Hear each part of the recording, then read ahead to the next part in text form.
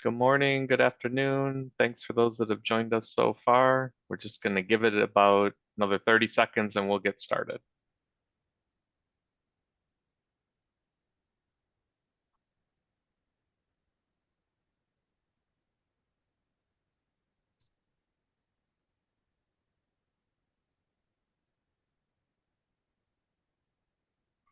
Okay, thank you everyone for joining today's webinar, Reimagining the First Hello. Um, just a couple quick webinar housekeeping items. All attendees today are in listen and view only mode, which means you do not have the ability to unmute or start your cameras. Chat is disabled for this conversation. However, you can use the Q&A icon located on your Zoom toolbar to ask questions at any time of our panel. We will have a Q&A session later in the call. And with all of that out of the way, I would now like to turn things over to our host, Michael Morgan. Take it away, Michael. Thank you. Good day, everyone. My name is Michael Morgan, your host for today's webinar. It's my pleasure to welcome all of you to Reimagining the First Hello. Today's discussion will focus on how debt management leaders need to leverage different communications channels to improve the customer experience and your collections results simultaneously. Our panelists today include Peter Wanamacher, a Forrester analyst with 15 years of experience researching the impact of digital in financial services. His recent research includes the future of fintech, predictions 2024 in banking, and the future of experiences in financial services. Joining Peter today is Lynn Labrador, a risk management professional with 30 plus years of experience in financial services, including process reengineering and customer retention. Lynn currently focuses on business development for Telrock Systems, a global technology provider of modern SaaS, cloud-native consumer debt collection, and universal business rules management solutions. In today's discussion, we will focus on three key areas. Number one, how consumer trends around customer service and experience have changed. Number two, how customer service affects collections results. And then number three, how these trends have changed the debt management landscape. During today's webinar, as previously mentioned, you will have the opportunity to submit questions, which we welcome. And we're going to save about 20 minutes at the tail end of our time today to address as many questions as we can get through. But first, let me talk a little bit about the state of where things stand from a debt management perspective. I think as everyone knows and is fully aware, U.S. consumer credit debt has exceeded $1.1 trillion. Delinquency rates have increased and continue to increase. And concurrently, consumers are expecting to have an improved experience with the brands that they do business with. Those evolving customer expectations really span across all generations, with the consumer's expectation that the digital experience is consistent regardless of the channel that they engage with your organization. So let's start our panelist discussion, and we will begin with the first question. What is being sought in terms of functionality as it relates to enhancing the customer experience when interacting with financial institutions? Peter, can you share your thoughts on customer-centric servicing? And then Lynn, how does this apply to the debt management landscape? Yeah, happy to. So thank you, Michael. Thank you, Lynn. Thank you, Telrock, for having me. That's all I'll say for intros, because we don't need to go on and on about that. So yeah, I want to. There are some details or functionality specific things we've seen in our research around debt management, debt collection, and how consumers think about that from an experience standpoint. But I think we need to start with the broader context of customer centricity, customer servicing, and customer experience, and how that what shape that sort of takes, for lack of a better word, in debt, for consumers, debt management, as well as debt collection. So what we see in our research is consumers, people, have major financial anxieties and financial stresses, or at the very least perceptions of those stresses, but most of the time the perception is reality. In this case, perception often is reality. And we see in our research over the past 4 years that those anxieties, those stresses are growing stronger and, maybe more importantly, more complex. So some of that has to do, a lot of it, of course, has to do with economic forces, inflation, for example, employment shifts, things like that. It also has to do with demographic shifts, right? People's interpersonal financial relationships with their family, right? Multi-generation households, which within the U.S. So of these anxieties, stresses, some are seem at least relatively straightforward.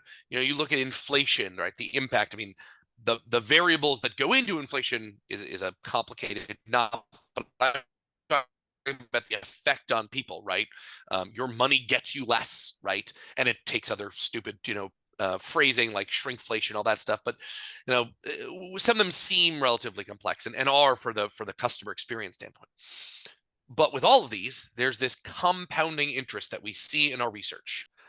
So, for example, today, 2024, 1 in 5 Americans say that affording debt payments, not even thinking about the broader, ultimate getting out of debt, though that's a bigger question and a broader question, but being able to afford those debt payments is a financial challenge for them today, a current one. And it's one of the top 2 financial challenges that we sort of see that's revealed in our latest 2024 research. So at the same time, and I know I'm giving a long answer, but I think we sort of have to think about 2 factors here. Then there's customer centricity and servicing, right? So there's this anxiety that's existing on the consumer end, and then there's how good financial institutions, various types of financial institutions, are when it comes to servicing. And the answer is meh. I'll add some details and some data on that, but it's not great news when it comes to how customer-centric FIs and various financial services companies, even if they're not chartered institutions, are. So again, I'll go to our latest data. So we look at something we call customer obsession in financial services. In our latest research on customer obsession in financial services, we find that a majority, an actual majority, not just a plurality, a majority of financial services companies fall into the middle tier of 5. That's this one. That's symbolism not intended. Middle tier. That means they're doing the minimum to focus on and serve customers, but most are not anywhere close to the highest 2 levels of customer obsession in our model, which is a data-based regression model that we update every year. To add one more data point that I think is unfortunately illustrates the problem here, the share of financial institutions that qualify as customer obsessed, the top level in our model, has actually gone down year over year. And that's bad, right? So then the question is, all right, so how do these 2 trends, consumers' perceptions and anxieties around financial stress, and then including debt, but not exclusively, right? That's one major piece of it, sort of an overhanging cloud, but not the only factor in their financial anxieties. And then the customer centricity, customer obsessed or customer focus of servicing for FIs. Both are trending negatively. How do the confluence of those 2 forces apply to debt management? So I'll give you some brand new data. All the data I'm actually sharing today which is fun, all from 2024. So we have brand new data back actually last week from our What's Next in Digital Banking research stream. And in it, we find that 61% of US consumers want debt management tools from FIs in some form, right? In a form that helps them manage that. And I'll get very quickly into some of the functions we see coming out of that. And then we have this complementary research that shows that nearly all financial institutions, I'm talking about like 90+%, nearly all financial institutions do not offer debt management, debt servicing, they don't think of it that way, but debt tools on their apps or websites. Now, I'm not including, we do see a majority offering generic content. So something that says, here's an article about debt. That's useful. And there's good and better, sort of good and bad, or better and worse versions of that. But that's a problem. There's this mismatch. Almost 2/3 of people want this thing. Most FIs, it's not easy to do, but it's not there. And that gap is really becoming more and more evident and more painful for those end users. So that's what we're seeing here. Very last thing, but I want to pass it to Lynn and hear from you. What we see in terms of functionality, it comes down to helping them view their debt. That seems obvious, and it's certainly a prerequisite for anything else, or should be. But that's view, monitor, understand. That's a one very specific to debt. I mean, I owe $5 is understandable, but the nature of debt, how debt tends to grow, right? Compound interest is something humans have a hard time understanding, either positively or negatively. And then the last one is take action on. So view, monitor, understand, and take action on. Those are the tools we see, and it includes data aggregation, it includes tools, scenario calculators, that kind of thing. And that's what we see in terms of what very few FIs are rolling out, but what we see that very small share of them rolling out. So Lynn, does that square with what you see? Thank you, Peter. Yeah, actually it does. And so what I would say is, so Peter gives you the overview of consumers generally speaking. So when he talks about that 1 in 5 that considers paying their debt to be a bit of a burden, if you're a collections or recovery leader, that's 100% of who you deal with. They are in the real situation of struggling due to some financial crisis that's happening for them. Excuse me. So here's the good news. Having spent a bunch of my time in the customer loyalty and retention business, that actually can be good news if you're a collections leader. Because what you learn if you're in the customer retention business is that your ability to shine and go above and beyond with a customer happens when they're in trouble. So a lot of organizations go to great lengths to never have a problem with a customer, and that's great. But the biggest pops in customer loyalty and customer retention happen when a customer has an experience of there was a problem, and in this case, this may be a problem that started for themselves because of financial challenges, but how well did their organization work with them? So one of the things I want to hit on, quite frankly, and I know the topic here is imagining the first hello, which for those of you that are not as old as me, that used to be the mantra in collections. You got to be the first hello. Because if somebody's past due with you, they are probably past due with 4 or 5 other creditors.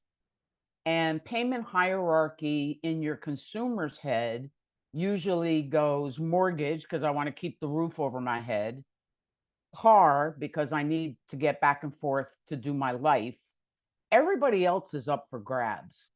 And so then typically how they determine who they're going to pay next, because it's not that they, for the most part, that they have no money.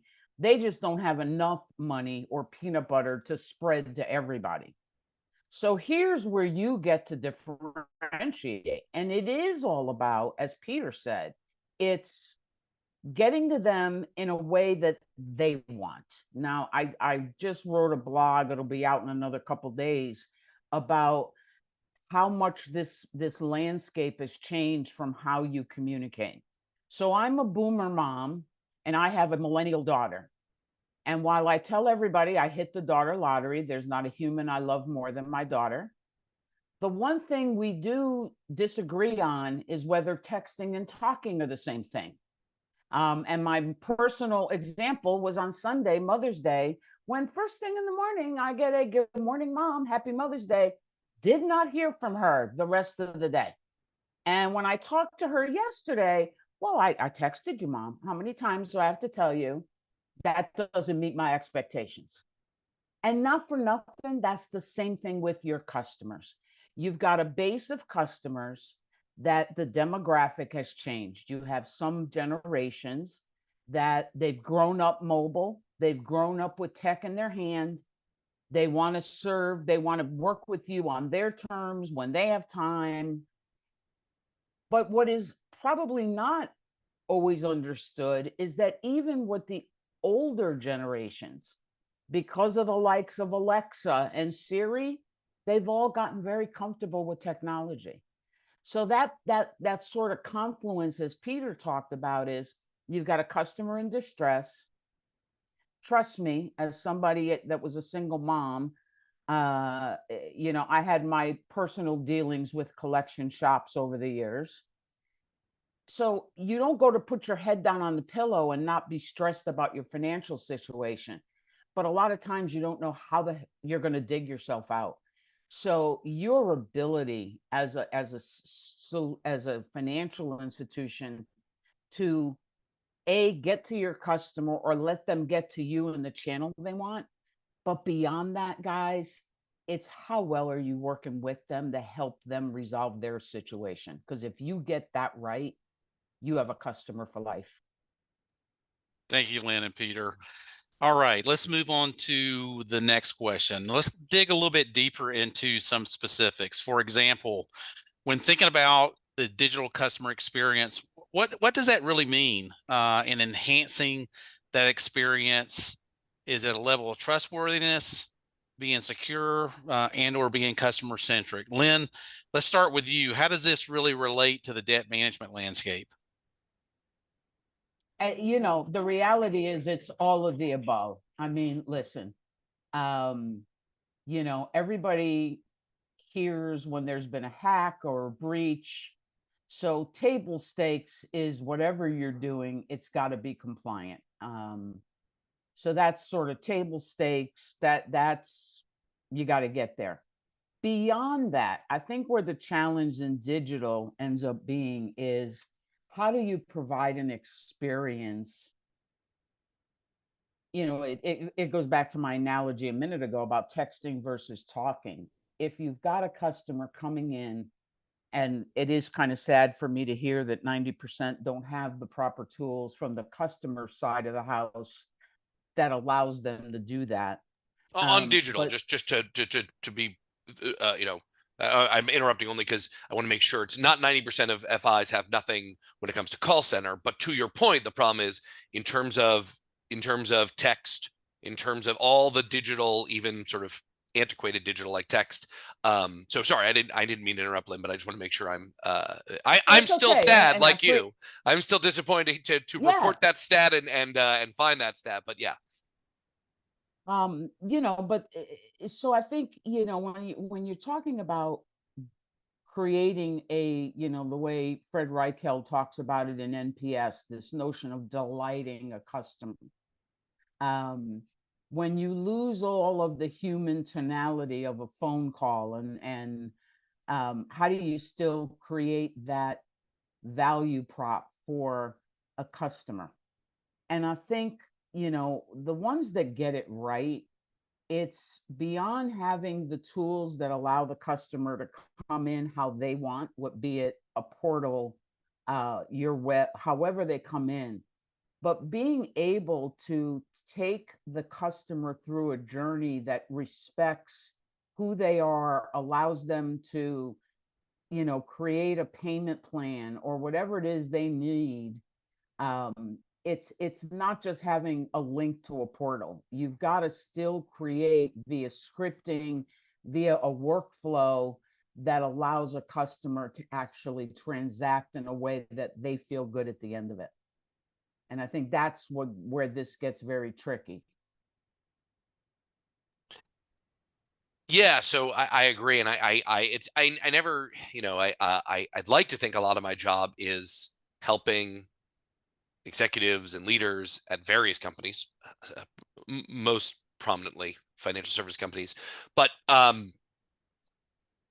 strategize, which means choosing what you're not going to do, what you are going to do. But the not part is really important. So I don't love giving an answer like it's all of the above, or you have to do everything, or you have to be wherever they are. And yet that is the case, right? Lynn's answer is all of the above. Given in terms of the list that Michael laid out, that's exactly right. And one to sort of add to that, what we see in our research when it comes to digital customer experience broadly, not just exclusively in debt management, though I'll come back to that in a second, is people do more, want more, and expect more. And I always joke it sounds like a really bad Beastie Boys lyric, right? But it's or something like some cross country high school team would have on their back of their shirt, the custom shirt: do more, want more, expect more. Anyway, but that's really true. And I, to illustrate this again, I think data shouldn't be how you make decisions, or certainly not the most important strategic decisions, but it helps illustrate, helps give us a sense. So I'm going to give 2 data points that I think illustrate and indicate where digital customer experience is and where it's heading in financial services, and ultimately that includes debt. And debt collection, debt management. So in 2020, Forrester saw 2 things for the first time ever in our history, in our data. And I'm gonna give you an update on where they are in 2024 as well. But 2020 was, and yes, the pandemic was absolutely an accelerant and an amplifier of these trends. The reason it's late 2020 is not a coincidence, although I think it was inevitable. But those 2 are, first, we saw the shift happen. This is the do more and want more. We saw the share of mobile banking customers of any type who were conducting transactional activities on apps, mobile apps, and websites, or in some cases through text. That's obviously not as common, at least in everyday banking. So what we saw was a majority of them were now transactional mobile bankers. And that seems funny because for 12 or actually about 14 years, since the sort of emergence of mobile banking, even before that digital banking, most people would be adopters, and they were adopters, but they would do informational activities, service activities, and much more rarely, right? They were not regular, meaning on a monthly basis or at least monthly, conducting transactional activities. So that's first one. We saw the sudden shift, and that has not gone back, right? Unlike other areas, right? I mean, during the pandemic, we saw a shift in digital grocery shopping, digital retail. Many of those have returned to mean either the mean growth that we would have seen before that. That's not true in financial services. We have this sort of, not quite a hockey stick, but an inflection point that continued to accelerate post pandemic. So that's number 1. Number 2 we saw was, for the first time ever, a majority of people, Americans, but this was true in other countries too, but a majority of Americans said, I should be able to accomplish any financial task through a mobile app. Now in 2020, in late 2020, this is like, I think it was October 2020 is when we fielded it. It was like 50.2%. I mean, it was scraping a majority. I got to say it was a majority. It was fun. I got to go on stages and say that and stuff. But it was barely a majority. That jumped then to 55% by 2022. And then we have our latest data back where it is 2/3 of people. I think it's 65% in the US among all consumers. So almost 2/3. But this has only grown. It's not going back. They expect to be able to accomplish financial tasks through, now this one's specific to mobile apps, but it's through digital means. And that's heightened expectations around all their activities. And what I always mention when I'm talking to bank executives or financial executives in general, I always mention that what they are saying, what consumers are saying in that attitude and that expectation is not, now I want to do everything all the time, always through mobile app. That's not what they're saying, right? To Lynn's point, people do want phone calls sometimes. They want text sometimes. They want asynchronous messaging in some cases. But what they're saying is, if I want to do it, you need to be supporting me and making it even convenient, maybe even delightful, for me to accomplish that task. So that shift we're seeing is very real. It has, it has clear implications for the kinds of capabilities you offer, what you enable them to do when it comes to viewing, monitoring, understanding, and taking action on their debt, and their payments around debt. So that's what we're seeing. I hope that sounds like it squares with what you see, Lynn. Very, very, very good insight. Thank you both. All right, let's talk about benefits.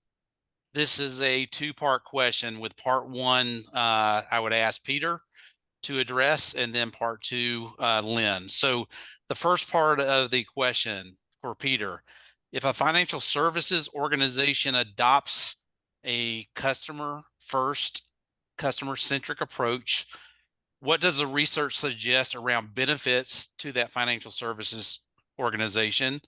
And then for Lynn, what are the benefits from a debt management perspective? Sure. So I'm happy. Thank you. I'll go first, and then Lynn can answer this. The second part of this. Yeah. So we have a good, useful model. It's an imperfect model, because all models are imperfect. But it's a useful one. And first, what I'll say is, for what I'm about to describe, we are not just talking about, does a customer say does a company say they're customer centric or customer obsessed or customer first?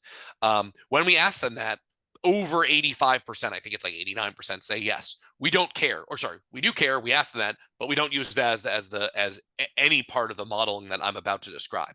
What we're looking at is to what extent they center customers, and their various needs, including sometimes latent needs, in how they operate and how they design experiences. And those are the two elements we're primarily talking about. So that's operational choices and experience choices. And we have, as I said earlier, we have like 26 variables that go into this, and then this 5-part. So what I'm going to describe, though, is what we see when we map that different level of customer obsession to revenue growth and profit growth. And those are the two we feel confident we can do based on our existing data and the data we can get from a huge swath of companies. So we compared reported revenue growth and then real profit growth at FIs in the most mature segments of our model, and that's the top two, along with those, or against those, in the least mature, least customer obsessed segments. And those are the bottom three. So I would have been we're going to see insane differences if you look at only the top tier and the bottom tier, right? What we did instead was say, let's look at the top two and then versus the bottom three. So those, the rest and the rest. What we found was that financial services companies in the two most mature segments see average mean year-over-year revenue growth that's 53% higher than the three least, the others, and annual profit growth that's more than 2x. So comparatively, we see more customer-obsessed financial providers reporting, various other factors that might help achieve that, right? Employee engagement, customer retention, customer engagement, market share gains, that kind of thing. But to me, the ultimate ones are those two. I mean, the ultimate goal is those numbers around revenue growth, 53%, and profit growth, because there's an operational factor here as well that's over 2x. And so anyway, that's what we see. There is some noise in there, right? I don't want to pretend that's perfect, but we do see some real gains when it comes to, at a high level, increased choice, increasing customer obsession when it comes to operational and experience choices. And Lynn, I'll let you in. Excuse me, the second part, went on mute there for a second. Okay. Thanks, Peter. That makes a ton of sense, and that goes back to my days doing customer retention for one of the top 10 banks. If you're in the collection space, it goes back to, first of all, there was a time, this is where I'm going to date myself, because I think it was my second job in a bank was as a bill collector, because I had gone back to college and the only place with part-time evening hours was collections. So now I found myself collecting on the old master charge accounts. And it's interesting. it's, there was a time when even within the banks, and they wouldn't say this out loud, but if you worked in any risk operation, you had customers and you had debtors. And somehow, when someone became past due, there was this attitude that they were no longer a customer. I always said that, but the behavior reflected it for sure. They're just a debtor, or worse, deadbeat. I mean, it was all kinds of negative language in a risk shop, until folks figured out that, guess what? First of all, they're customers and they have friends, and they're going to talk about with their friends and family how you treated them. And so there's that. That's number one. This is your brand that's out there. And people remember who helped them and who didn't help them. And that's how they define it. It's, and so when you get into this notion of, I have, I have $1,000 worth of bills to pay, but I only have $700 of money. Who's getting that 700? And that really goes back to this notion of, how did you help them? Did you help them? Did they see you as helping them? And it goes back to this notion of, yes, I completely agree with Peter. Listen, I tend to be pretty hard, having spent my career in financial services, that we got to get to the place where customers can do business with us when they want, how they want. And again, it's not everything, but as a customer, I should be able to do what I want to do on your site, the same as if I pick up a phone, and it's my choice.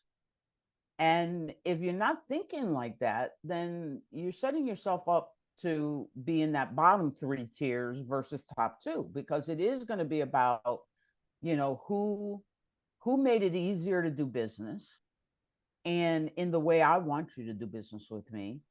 And again, I know I'm a broken record, but it's this: how are you differentiating your listening to a customer and being able to offer them options that they can see the light at the end of the tunnel to get out of whatever crisis they're in, and seeing you as a partner helping that happen, versus you're just somebody reading a script that says, well, you're past due $75. Can I get that payment from you right now? That's not helpful, because if they could have done that, they'd have done it. And I mean, I think sometimes we forget that. If it was that simple, we wouldn't have any delinquency. I give you a real life experience, and my daughter she laughs at me because I'm always using her as an example. She was trying to do something with her student loans, and she went to the site of the servicer, and she read all the pre-scripted, here's what this. She didn't see what she needed. So she was forced to actually pick up a phone and talk to a human. But that experience left her even more frustrated, because she called me afterwards, because she knows mommy spent a bunch of time in financial services. She got an actual agent on the phone. It wasn't collections, it was customer service. And all the service agent did was read everything to her that she had already seen on their site. And so in her mind, she's like, well, then why did I just waste time calling you if you can't do any more than what I already figured out going on your site? And I think that's the disconnect in a lot of organizations, that if somebody's choosing to call you, then how are you going to differentiate yourself? Because if you're not, then I'm not sure why you have call center agents. Because the younger generations, their first reaction is almost always going to be to go to your site. And that goes back to what Peter said earlier of, you got to be there and provide them what they need in the channel they want. But it's not just, a kind of cookie cutter. I mean, because that really is, I think, what hangs everybody up in debt management, is that, they all have a personal story. And the best collectors that ever worked for me were the ones that took the time to hear that story and tailor what option would work best for that customer. I don't know if that helps or if that Yes. syncs up with. Very, very much so. And thank you both for that insight. So the last question before we get to questions that have been posed by our audience, and please continue to submit those questions. We'll try to get through as many as we can. But the last question before we get to those questions that have been submitted, and this is to Peter. Lynn touched a bit, Peter, on the importance of a customer-centric approach to your brand. What does that really mean, and what does the research suggest the impact to the brand and the brand's reputation? It's a good question, and it's yeah. I mean, okay. So I'll tell a story. I guess it's an anecdote, but it's a work anecdote. So we did a project a couple of years ago. This was a custom project, consulting, proprietary. The data is proprietary to them, so I can share the high level ideas that we sort of explored and uncovered, but not the findings, the hard findings of the data themselves, as I did with earlier. So you're not going to hear percentages exactly at all. But here's some things we found that I think are really noteworthy. One of them is actually what Lynn said a few minutes ago. I think she actually has said it twice on this call, rightfully twice. One very early in I think the first part of our conversation, and then one just a moment ago, which is people make a choice. The end user, the person on the other end, everyone makes choices, but what I'm talking about is the person in debt who owes. They make choices about who or what they pay first. And the nature of this, I mean, that some of it, if you look at bill pay across all consumers, there's questions around when they pay it, how much they pay it. All that's still true here. In this case, because of the nature of debt and in the nature of most of these, a majority of these are what we would classify as a segment called stretch spenders. Though folks in that group, they make a decision about which brand to pay first. That may seem obvious, but it's often forgotten because if it is not. That's point number two. Is they make that decision around brand. I mean, they don't say I care about the tagline, but they have belief. I mean, brand is context. Brand is everything the person thinks they know about a company at a given moment. And that's everything from what you think about McDonald's level, the quality of the hamburgers, to customer service, to how you think about what Starbucks, the context of that, and then of course, yes, the financial institution. Now, if you know nothing about them, that does have an impact as well. Meaning, if you're getting a cold call by a collection agency that you've never heard of, that lack of context is part of the brand as well, brand relationship. So what I'm trying to get at is they are making brand decisions. The third thing I'll say, and the fourth one's a little bit out there, but I want to mention it. I want to mention it because I hope it's useful to everyone listening. So the third one is they think about, even though they couldn't we know more than we can say, humans.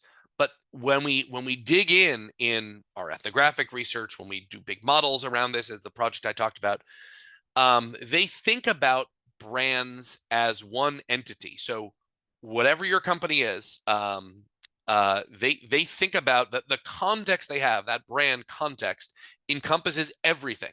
So one related, or maybe this will help illustrate it, is years ago we wrote a report called "Banks, You're Building Too Many Apps," and it wasn't about debt collection exclusively, although we saw some of that in the standalone apps. But it was about the broader problem, which was people. I mean, this was an organizational problem in many banks. But when we looked at consumers, when we looked at people, the end users, we found that they didn't understand why in the world. I'll just use Wells Fargo as an example. Wells Fargo would have 3 different apps. It is Wells Fargo to me. You can spin one off and have a whole new company, a whole new brand, and that can be successful. It depends on what you do. But they think about it as a singular brand, and that has a big impact. So it has an impact ultimately on their relationship with you. When we use the term relationship model, we're talking about the role you play in their lives. The last thing I'll mention quickly, which I know this is sort of maybe a mean thing to do, is to mention something a little bit off from what we said and then pass it over to Lynn, which is kind of a jerk move. So I apologize. But the last thing I'll mention from that project that we did was one thing we were looking at was the role of chatbots in variety of circumstances. And in meaning most use cases, most journeys, most times people didn't want to interact with a chatbot. They might use one if it was good enough to get what they needed, right? If they're ordering flowers, but they didn't like it. And with something as sensitive as money, they didn't tend to like it.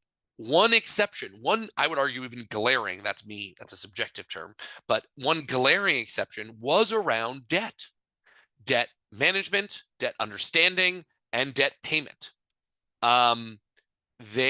There was, and this doesn't mean you should only throw chatbots at them, but there is a real appeal to a non-human, and I think some of this has to do with our sensitivities and our humans' sensitivities and anxieties around debt. So we were surprised, and so I mentioned that because it's related. I know it still falls under the brand. That's why I'm getting away with this, or trying to get away with including it. But those are some of the things we saw. So I hope that helps answer that question. I'll pass it to Lynn.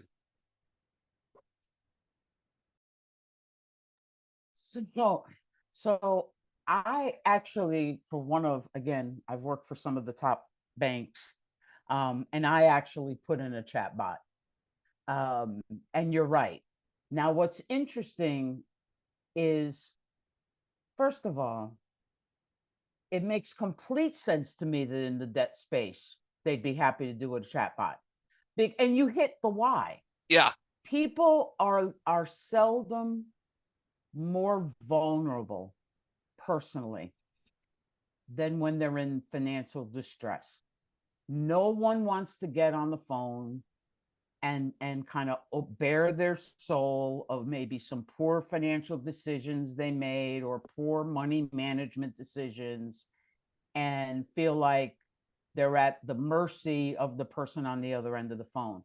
So it makes complete sense to me that in that scenario, a chat bot works because it's safer for a delinquent customer. Now, I agree with you. You can't do that for everybody because, again, that's the dilemma with customer experience, is understanding your customer well enough to deal with them the way they want to be dealt with. So some of them need to talk to a human and cry, and can't tell you how many times over the course of my career you have the customer who is sobbing by the time they get to the story that led them to having to talk to you. And then you've got to help encourage them, and so you do have those customers. The other thing I want to hit on and kind of exacerbate Peter's point, and I love this, having worked, again, I worked for an organization that had 250,000 employees and about the size of a country. And what was always interesting to me, having spent so much time in customer retention, was the finger pointing when something went wrong. Well, that was tech, or no, that was operations, or no, that was this group or that group. And every once in a while, I'd get on my soapbox and say, you understand that our customers don't understand our org structure, nor do they care about our org structure. They see fill in the blank bank. And so if you're in, and this goes back to my point earlier about collections and recovery having just as much responsibility for the brand as any other part of the organization, is because if your customer has a lousy experience with your collector because the collector was rude or aggressive or Lord knows what, dismissive, your customer is not going to walk away and go, oh, you're a great bank except for the collections org. Your organization gets painted with the same brush because your customer doesn't have your org chart, and they're not going to sit and split and dice and say, oh, their bill pay app is fabulous, so I'm going to hold their, that team's great, collection team maybe not so much. They paint you with the same brush. So it's incumbent on every customer facing employee, every customer facing application is either detracting from or enhancing your brand. And that's what you've got to be mindful of as you make these strategic decisions. So thank you, Peter and Lynn. We have a number of questions that have been posed by the audience, and thank you so much. We will likely run out of time before we can get through all the questions, but we will make every effort to respond to each and every question, whether on the webinar or in writing as a follow-up. So let's start with the first question from our audience. And let's start with Lynn. So Lynn, the first question, this individual is asking about the importance of a frictionless customer experience, but why is it so hard to execute upon? They are struggling with that as an organization. So could you elaborate, please? Having sat on that side of the table in banks, yeah, I can. Banks are notorious, and I say this with love, having spent my entire career in banking, and I love the industry, I do. Banks are notorious for buying technology and never sunsetting anything. And I'll give a real life example. At one point in one of my organizations, I was asked, because literally the CEO and his directs didn't know, could we put a dollar amount on the amount of spend the bank had done in a specific area? Now, it was not debt management, it was actually in the fraud space. And I went about the business of trying to figure out every license, every software, every server, every that had ever been amassed, what got sunset, which was very minimal. And I remember I stopped counting when it was hit $1 billion. That may be an overstatement for some organizations, but I think what ends up making it very hard is that when I talk to executives, most of them have a very clear vision that they've got to make life easier for their customers. And as an extension of that, their employees. People have to be able to have the tools in front of them to do their best. And if you've got collectors that are having to toggle from this app to that app, to this screen, to that screen, to this, and they may have a customer on the phone at the time, they can't be their best. But I think what gets in the way is that ongoing technology expense, whether it's continual upgrades that might as well be full-blown projects for how long they take, or just the notion of a conversion causes people to shake in their chair because everybody's been through a nightmare conversion. And so it's the devil versus the one you don't. And the technology expense tends to be the death by 1,000 cuts versus having to go to a funding committee for a big check. And I think all of that emotional, if you've ever had to make a business case for funding with an organization, my condolences, I've been there. And I guess what it comes down to is you've got to, I would always encourage people of what's more risky. Is it more risky if you want to still be in business and do the right thing and differentiate yourself? What's the more risky move? Going in and making that business case around simplifying your organization, making it easier for your collectors to bring their A game to the shop, with knowing there's some upfront expense to do that? Or is it more risky to continue doing things the way you've been doing them, with the ongoing tech expense, which I think gets lost in the shuffle sometimes because there's so much that gets accumulated over years, and continue to do things the way you used to do it. The business has changed, the customer expectation, as Peter said earlier, is not backing away. I mean, that those numbers are only going to continue to grow in terms of expectations. And every day that you don't make a change, you're falling further behind the pack. Thank you, Lynn. We've got time for one final question, and this is for Peter. So, Peter, do you think that based on the research done by Forrester, that the digital channel, in conjunction with artificial intelligence, will eventually eliminate the need for human intervention in servicing customers? Ooh, It's a good really good question. It's a great question that I have an okay answer to. Maybe I'm hoping that it's a great question that I have at least a good answer to. So, I mean, I'm going to cheat first of all and answer the really specific question, which is no, in the sense that I'll expand on what I mean. Maybe I'll because the question is very specific, which is will it, I think the word was eliminate the human intervention and human involvement. And I'll say for the foreseeable future. And that's farther than that's not just 2024 and 2025. But the horizon we can see and predict with some degree of confidence, no, as a resounding no. And the reason for that is two factors that we've talked about.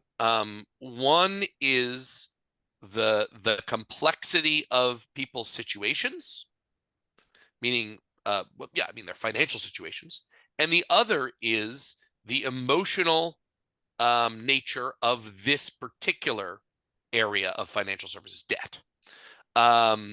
So that's my quickest answer, which I know wasn't super quick.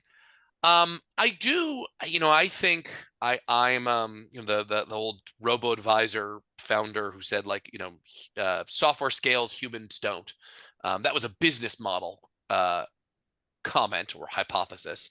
I do think that the potential for technologies, plural, to really reduce the number of situations where a human needs to be involved is real. It will continue to grow. I don't know, exponentially, but and I think that, I think so this way, there's a max number of debt management and collection interactions that require a human. I think that max number is lower than we think, but it is not zero. Peter, thank you for those observations. We do still have a number of questions that have been posed by our audience, but we are quickly running out of time. So what I would like to do is to first of all thank our panelists, Peter and Lynn. Your insights have been extremely valuable and have provoked a number of questions that unfortunately we were only able to field a few. But as I had committed, those other questions we will follow up in writing. I would also like to thank everyone that attended today's webinar. We certainly value each and every one of your time. We hope that it was a productive use of your time. As a part of our follow-up, by no later than close of business Monday of next week, you will receive a survey. We would welcome your feedback, as we always like to better understand the topics that we select, if they resonate and are adding value, number one. Number two, we will also provide a link to today's webinar, which has been recorded, and we will also provide contact information for any of you that would like to pose any additional questions, and we will ensure that we get those addressed and revert back to you in a timely fashion.